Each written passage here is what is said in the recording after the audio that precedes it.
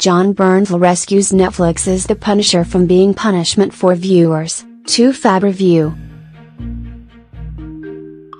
Jon Bernthal rescues Netflix's The Punisher from being punishment for viewers, TooFab review.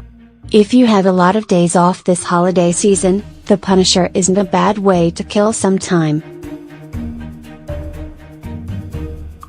Jon Bernthal is not the funniest hero in Netflix's Marvel slate. That distinction goes to Jessica Jones star Krysten Ritter. And he's not the most likable. Mike Colter, who plays Luke Cage, earns that title. But Bernthal may just be the most important actor in the franchise, because without him in the title role, The Punisher would feel more like a punishment for audiences.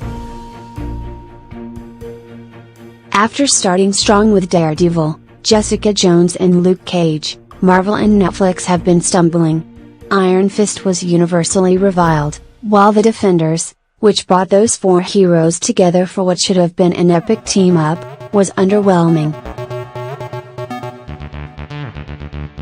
Bernthal's Punisher, who debuted like a bat out of hell in the second season of Daredevil, was left out of that get-together, because while the whole world was at risk of being taken over by a shadowy cabal, he was more singularly focused on seeking out revenge than saving civil society.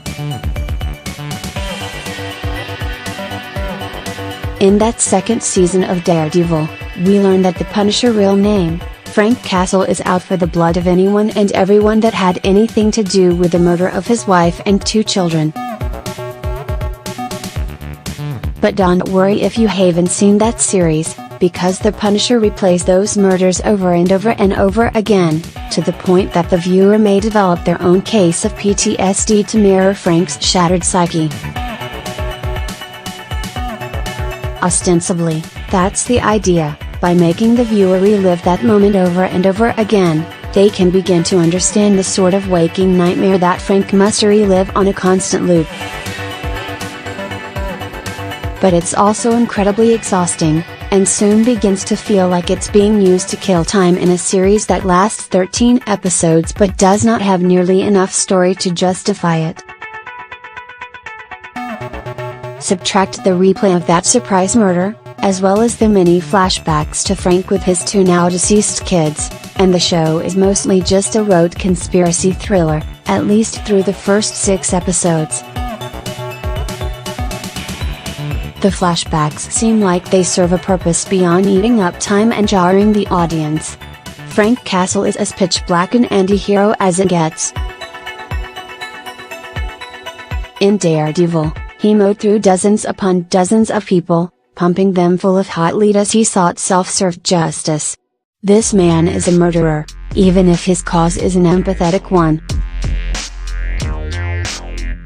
2 years later, it's even more difficult to watch a seething white man with hate in his eyes fire automatic weapons, and so these replays also seem to serve as a reminder that he's in extreme pain, and help justify at least a little bit his actions. It would all seem so cynical, if not for Bernthal. You really can't imagine anyone else playing this role and making it work. He is terrifying to watch when he's on a rampage, and yet it's impossible to be truly mad at him. Bernthal is an unconventionally handsome type, he's capable of looking both tired and possessed at the same time, like a guy who is haunted by tragic memories and yet always ready to create them for someone else if absolutely necessary. Bernthal's castle almost always looks preoccupied. Even when we're not reliving his worst moments, we're led to assume he's still playing them over in his head, and it's safe to assume that his only moments of clarity come when he's on the hunt for the people that made him this way. You can't help but want to give him permission, just this one time, to cap a guy, because they probably deserve it, right? Though it seemed like he had rid the world of the scum that had killed his family during Daredevil, it turns out that the conspiracy runs far deeper than he at first thought. So the Punisher, thought to be dead after the events in Hell's Kitchen, continues his war against the world, despite increasingly dangerous adversaries. It turns out that it wasn't the mob that had his family murdered. No, the real enemies are within the US government, who are trying to cover up the massacre in Afghanistan that Castle, a man who was just following orders, saw firsthand. Soon enough, the show devolves into the aforementioned conspiracy thriller, and not a very good one at that. Amber Rose Riva does her best as CIA agent Dina Madani, a conflicted Iranian American who digs far deeper into the scandal than her bosses would prefer. But it's not exactly a particularly layered or flashy role, no matter how well-intentioned. Deborah Ann Mall is back as Karen Page, the one linked to the Defenders, and she's as sympathetic and helpful as ever, even if she stretches journalistic ethics to an extreme, but there's not much development there, either. The one other worthy role in this series belongs to Eban Mosbakrak, who plays a former intelligence officer named David Lieberman. He's also supposed to be dead, and has spent the last year in isolation, watching over the family that mourned his fake death.